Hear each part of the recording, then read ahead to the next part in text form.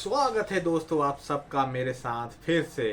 तो आज हम बातें करेंगे बीसीसीआई ने जो अपना सेंट्रल कॉन्ट्रैक्ट होता है प्लेयर के साथ वो रिलीज़ कर दिया है 2025-26 के लिए।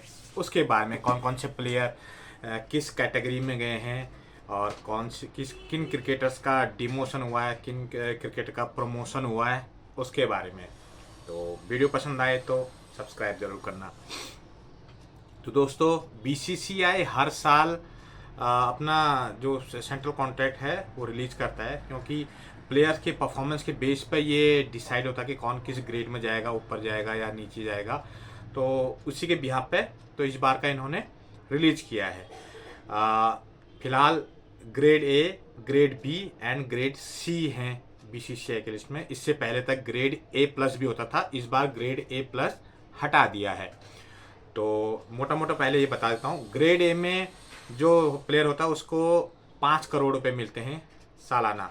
ग्रेड बी में 3 करोड़ और ग्रेड सी में 1 करोड़, ये साल का है। और क्राइटेरिया बता दूँ इसमें कैसे कैसे आते हैं, मतलब किन प्लेयर को शामिल किया जाता है, कैसे आते हैं तो बात की बात हो तो परफॉर्मेंस के बेस पे।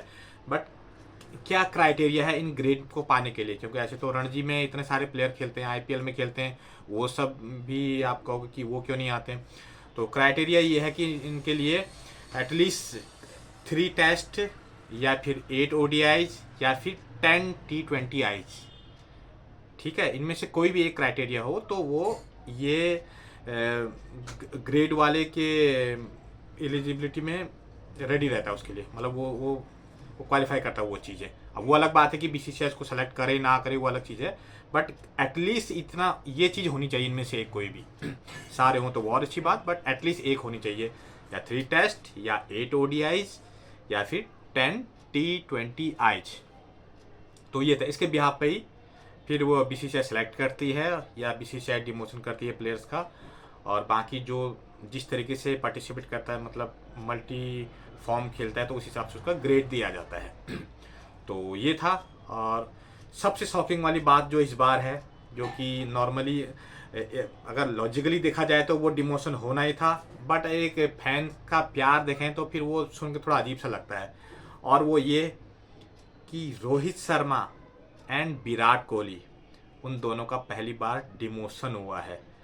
डिमोशन इन द सेंस कि वो पहले ए ग्रेड में थे और इस बार अब बी ग्रेड में आ गए हैं। और अब जैसे मैंने कहा ना, एज ए फैन हमें लगता है यार ऐसा कैसे हो सकता है यार, इतने सुपर स्टार हैं दोनों और इतना कुछ किया है इंडिया के लिए, और कोई कमी नहीं है उनके गेम में जो कि उन्होंने नहीं किया हो इंडिया के लिए। सब कुछ दिया है, अभी भी देते हैं फुल एकदम, और फुल फैंस का सपोर्ट मिलता है। मैं भी फुल सपोर्ट करता हूँ अपने रोको को। बट जैसे मैंने अगेंस्ट कहा ना कि एक रिटर्न में और एक लॉजिकली भी इन्हें चलना होता है, क्योंकि रूल तो लॉजिक के हिसाब से बने हैं ना, इमोशन के हिसाब से तो बनाए नहीं है। तो इमोशन के हिसाब से बनाए होते तो अभी द ग्रेट सचिन तेंदुलकर भी इतनी ग्रेड में होते। तो देखो ना, वो इतने महान प्लेयर हैं, उन लिस्ट में कहीं नहीं आते। तो वही है ना, उगते सूरज को सब सलाम करते हैं, कुछ वो अलग कॉन्सेप्ट से चलेंगे तो ज़्यादा क्लियर रहेगा। तो अगेन मैं एक बार फिर से बता दूं, ग्रेड ए में मिलते हैं 5 करोड़, ग्रेड बी में 3 करोड़ और ग्रेड सी में 1 करोड़, इस सालाना का है। तो अब मैं प्लेयर बता देता हूँ, कौन प्लेयर अभी ग्रेड ए में है, कौन ग्रेड बी में है और कौन ग्रेड सी में है। तो बाद में मैं एक और ख़ास प्लेयर का बताऊं जिसको मैं बहुत पसंद करता हूं, शायद आप लोग भी पसंद करेंगे। उनका तो प्रॉपर डिमोशन ही कर दिया, इस लिस्ट से ही बाहर कर दिया, तो वो बाद में बताएंगे। पहले मैं अब फिलहाल का बताता हूं कि ग्रेड ए में कौन है, ग्रेड बी में एंड ग्रेड सी में। ग्रेड ए में है शुभमन गिल, जसप्रीत बुमराह एंड रविंद्र जडेजा। और यहाँ पे क्लियर कर दें कि ग्रेड ए में नॉर्मली वही प्लेयर आते हैं जो तीनों फॉर्मेट खेलते हैं, यानी टेस्ट भी खेलते हैं और वनडे भी खेलते हैं एंड T20Is भी खेलते हैं। अब आप कहोगे यार शुभमन गिल तो अभी नहीं खेल रहे हैं, तो अभी तो वो फॉर्म की वजह से बाहर हुए हैं ना T20I से, बट नॉर्मली ये लोग खेलते हैं सभी फॉर्मेट।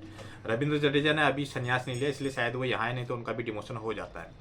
और विराट कोहली और रोहित शर्मा को सबको पता है कि लास्ट जो T20I वर्ल्ड कप जब टीम इंडिया जीती थी उसके बाद उन्होंने संन्यास लिया था।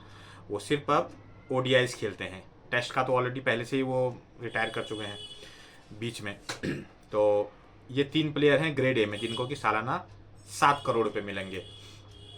सॉरी सालाना 5 करोड़ मिलेंगे। पहले 7 करोड़ मिलते थे पहले, क्योंकि एक ग्रेड ए प्लस होता था उसका 7 करोड़ था बस। अब वो ए प्लस वाला हटा दिया, सिर्फ 3 कैटेगरी हैं, ए बी एंड सी। तो इनको सालाना 5 करोड़ रुपए मिलेंगे। और ग्रेड बी में काफ़ी भरमार है प्लेयर्स की। उसमें है वॉशिंगटन सुंदर, रोहित शर्मा, विराट कोहली। जैसे इन दोनों नाम पर ध्यान देना क्योंकि इनका डिमोशन हुआ है, तो ग्रेड बी में इनको इंक्लूड किया गया है। और केएल राहुल, मोहम्मद सिराज, हार्दिक पांड्या, ऋषभ पंत, कुलदीप यादव, यशस्वी जायसवाल, सूर्य कुमार यादव एंड श्रेयस अय्यर। तो ये प्लेयर हैं ग्रेड बी में इस साल के। इनको मिलेंगे सालाना के 3 करोड़ रुपए। एंड ग्रेड सी आता है अब, उसमें है अक्षर पटेल, तिलक वर्मा, रिंकू सिंह, शिवम दुबे, संजू सैमसन, अर्शदीप सिंह, प्रसिद्ध कृष्णा, आकाशदीप, ध्रुव जुरेल, हर्षित राणा, वरुण चक्रवर्ती, नीतीश कुमार रेड्डी, अभिषेक शर्मा, साई सुदर्शन, रवि बिश्नोई, ऋतुराज गायकवाड़। तो ये सब ग्रेड सी में है जिनको कि सालाना 1 करोड़ रुपए मिलेगा। तो ये तो इनकी एक तरह से फीस है, सैलरी है, जो भी कह लो, जिस तरीके से समझना चाहो। इसमें ये इंक्लूड नहीं होता कि मैच की फीस अलग होती है, ये पहले ही बता दें। ये जो अवेलेबल डेटा है मीडिया में ऑनलाइन, तो उसके हिसाब से ये बता रहे हैं। तो नॉर्मली यही चीज़ है। तो बाकी जो मैच फीस वगैरह होती है वो अलग होती है प्लेयर की। वो भी एक बार बता दूं मैं कितना कितना मिलता है इनको। एक बार मैंने यहाँ पे नोट किया था।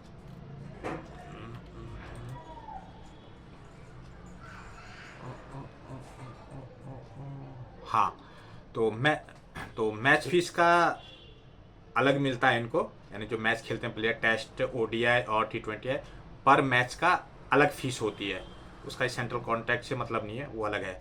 तो उसके हिसाब से अभी प्लेयर पर टेस्ट का 15 लाख रुपए मिलता है, पर सिंगल टेस्ट का। एक टेस्ट कोई खेले बंदा तो उसको 15 लाख रुपए मिलता है। और एक ओडीआई का 6 लाख और एक T20 का 3 lakh.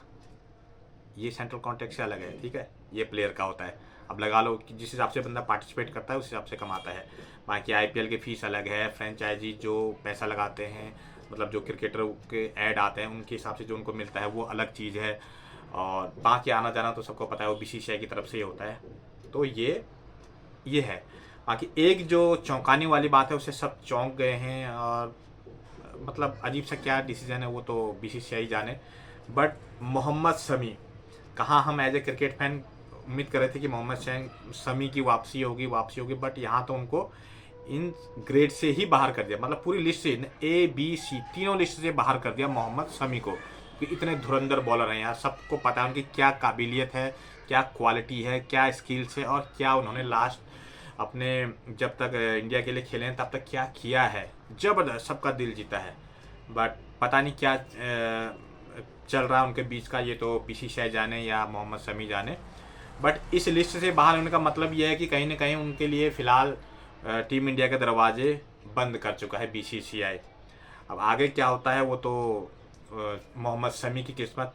But as a cricket fan यार, मैं तो बहुत पसंद करता हूँ मोहम्मद शमी को, चाहता हूँ कि मोहम्मद शमी की वापसी हो। बट इस जो ये लिस्ट आई है उसमें नाम ना देख के थोड़ा सा चौंका दिया कि यार क्या मोहम्मद शमी अब वापसी कर पाएंगे या नहीं, क्योंकि एज भी एक फैक्टर होता है। 30+ उनकी एज हो ही गई है ऑलरेडी, तो पता नहीं क्या है। बट मोहम्मद शमी को ना देख के बहुत हैरानी हुई यार, क्योंकि कैसे कैसे क्रिकेटर आपने इसमें रख दिए। मैं किसी का नाम नहीं लूँगा क्योंकि ऑब्वियस बात है, हर कोई मेहनत करके आया है। बट उनका नाम भी बनता था, ऐसा एज ए क्रिकेट फैन हमें लगता है। बाकी जैसा भी आपको क्या लगता है आप बताना कमेंट्स करके। बट ये है, ये पूरी लिस्ट थी, मैंने कहा जल्दी से एक वीडियो बना देता हूँ इस पर।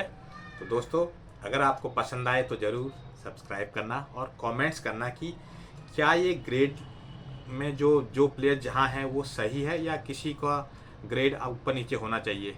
अगर ऐसा तो वो बताना ज़रूर। मिलते हैं किसी और वीडियो में, अभी के लिए इतना ही। बाय बाय, जय हिंद।